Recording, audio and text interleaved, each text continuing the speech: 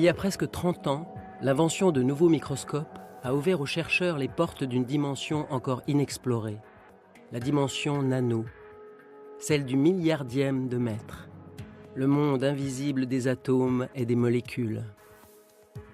À cette échelle, la matière manifeste des propriétés surprenantes. Pouvoir les exploiter promettait une nouvelle révolution, celle des nanotechnologies, une avancée radicale qui allait repousser les limites de pratiquement toutes nos technologies actuelles.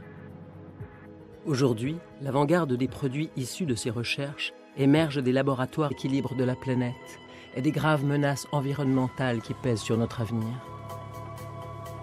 Face à ces urgences, les nanotechnologies apportent l'espoir de solutions radicalement nouvelles.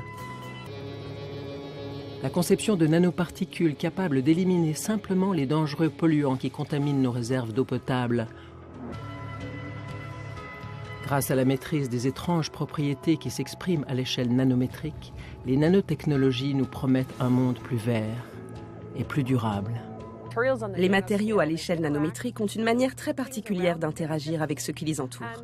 Leur comportement est très différent de celui d'objets un tout petit peu plus gros, et c'est ce qui fait toute leur valeur. Pourquoi cette différence ? Parce que plus ces grains sont petits, plus un matériau présente une grande surface de contact. Pour une faible différence de taille, l'augmentation de surface est impressionnante. Or, c'est par les contacts de surface que se produisent les réactions chimiques. Un matériau composé de nanoparticules voit donc ses propriétés chimiques démultipliées à l'extrême. Un seul gramme de cette nanorouille présente une surface de contact de la taille de plusieurs terrains de football. Et c'est là que vient se coller l'arsenic. Donc avec très peu de ce matériau, on peut piéger des quantités énormes d'arsenic. Imaginez un matériau ultra mince. Il n'a que l'épaisseur d'un atome. 3 millions de feuilles de graphène équivaut à la pointe d'une mine de crayon. Mais il est plus dur que le diamant, 200 fois plus résistant que l'acier. On peut le plier, le rouler. Il est transparent. C'est le meilleur conducteur d'électricité et de chaleur qu'on connaisse.